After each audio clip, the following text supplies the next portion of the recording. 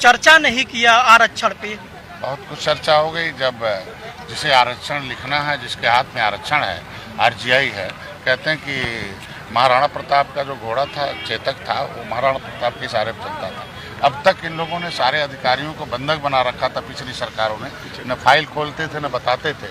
अगर आरजीआई तय करती देश में, registrar general of census of India, जो भारत का जो महा रजिस्ट्रार है, वो तय करता कौन अनुसूचित होगा कौन नहीं होगा। जब भारतीय जनता पार्टी के शीर्ष नेतृत्व ने बैठा के बुला कर आरजीआई से मीटिंग करा दिया निषाद पार्टी से, और सभी हमारे कार्यकर्ता और सभी समाज के लोग जाग गए और जान गए। उन्होंने बता दिया कि आपके साथ अन्याय हुआ है, आप 1961 में केवट मल्ला मझवार थे और आपके साथ पिछली सरकारों ने अन्याय किया, और जो संविधान में है वो आपको मिलेगा और सिस्टम से मिलेगा। हम लोग चाहते हैं कि अब रुकाऊ न हो, टिकाऊ हो। तो अभी उन्होंने सबके साथ सबका विकास, तो हम निषाद भी उन्हीं के साथ है। ऐसा नहीं, जब उन्होंने लखनऊ में कह दिया कि भाई मछुआरों के सभी मुद्दे भारतीय जनता पार्टी हल करी, भाषा का अंतर था, तो ये पिछली सरकारें जो आरक्षण के नाम पर हमारे वोट को लूटी हैं, जो बने हैं कि आराम से वोट ले लो, हम तुम्हें देंगे दे तो दिया, लेकिन केवट मल्लाह के दिया, मझवार भुलवा दिया। तो मतलब ये भुलवा क्या दिया कि संविधान से कोसों दूर कर दिया कि मझवार भूल जाए, तुरैया भूल जाए, जो संविधान में लिखा। मतलब ये संविधान वाला न मांगे, बेईमान वाला मांगे, जो बेईमान के साथ। और ऐसा देते थे कि बसपा उस पर स्टे ले ले। तो हम लोगों ने तय किया कि हमें अब रुकाऊ नहीं, टिकाऊ आरक्षण चाहिए, जो आरजीआई से, जैसे आरजीआई से दलितों के सभी उपजाति को मिलता है, उसी तरीके से मछुआरों के सभी उपजाति को मिलेगा। जब इन्होंने कह दिया बुला के कि भाई जो लिखा हुआ उसे तुरंत करो, जो और उपजाति हैं, कैबिनेट से होना है, सदन से होना, उसे भी तैयार करो प्रस्ताव। तो जिस विभाग से होना, अब उस विभाग की बैठक करा दिया, तो ये बहुत बड़ी बात है, मैं उन्हें धन्यवाद देता हूँ। आज फिर कानपुर में सपा के एमएलसीओं के घर पे फिर छापा पड़ा है। देखो, देश में पहले क्यों छापा? भ्रष्टाचार जो है, भ्रष्टाचार की देन रही कांग्रेस खत्म हो गई, भ्रष्टाचार की देन रही कि बसपा खत्म हो गई, नाम भ्रष्टाचार की देन थी कि साइकिल भी खत्म हो गई। तो ये भ्रष्टाचारियों के खिलाफ अगर शासन प्रशासन कुछ भी एक्शन लेता तो मैं उनको धन्यवाद देता हूँ। आखिरी सवाल है, निषाद पार्टी कितनी सीटों पे चुनाव लड़ रही है? हमने बता दिया कि 1.5 से 2 दर्जन सीटों के बीच में हम चुनाव लड़ेंगे, और उसमें से भोजन भरी थाली से अपने चुनाव चिन्ह पर लड़ेंगे। और भारतीय जनता पार्टी से पहले तय हो चुका है कि आपको सीटें मिलेंगी और अपने लोगों की तैयारी करें। ये निषाद पार्टी और भारतीय जनता पार्टी का सवाल नहीं रहा, एनडीए का सवाल रहा।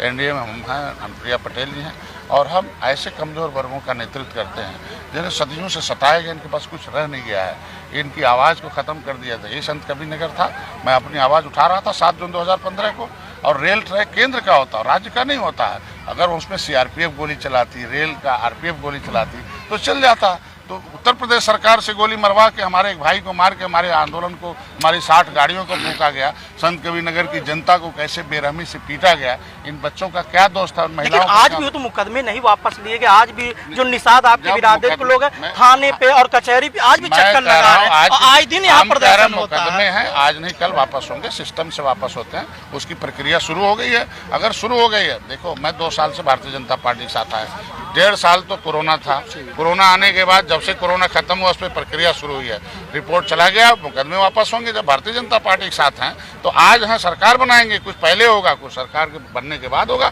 जब हम सरकार के अंग रहेंगे तब हमको किसी से कहना नहीं रहेगा। तो मेरा समाज इस समय सरकार बनाने के मूड में है, और पिछली सरकारों को जिन्होंने गोली चलवाई थी, जिन्होंने हमारी गाड़ी फुकवाई थी, घर तोड़वाया था, इन महिलाओं को पिटाई किया था, बच्चों का बिना निरपराध छोटे छोटे बच्चों को मार दिया था, कान बहरे हो गए हैं। तो ऐसे में ऐसी सरकारें जो अन्याय किया हो, क्या था? हम तो अपनी आवाज़ उठा रहे थे ना, हमारे लोग तो मांग कर रहे थे ना, केंद्र सरकार की मांग, हम राज्य सरकार को नहीं छेड़ रहे थे ना। सड़क पर होते, अगर उनके खिलाफ कुछ होते, हम तो केंद्र सरकार, अगर हम मोदी को अपनी आवाज़ उठा रहे थे, उसमें बीच में सपा सरकार आ गई, तो दोषी इसीलिए तो सपा सरकार का बटन छूना बंद कर दिया। अब भूल जाए बसपा सपा, क्योंकि बसपा ने कितना बड़ा अन्याय किया इनके साथ कि एक तो इनके जितने नेता थे उन्हें खत्म करा दिया, एक तो इनके आरक्षण पर कैसे रोक लगाती है, किस तरीके से अन्याय करती है। सामाजिक न्याय समिति रिपोर्ट क्या कहती है कि 23% आरक्षण अनुसूचित जात का है, उसका सारा हिस्सा खाली एक एक लोग उनके चंगू मंगू खाते हैं। 27% का हिस्सा एक चंगू मंगू साइकिल खाती है। गांव का गरीब और लोग कहाँ गए?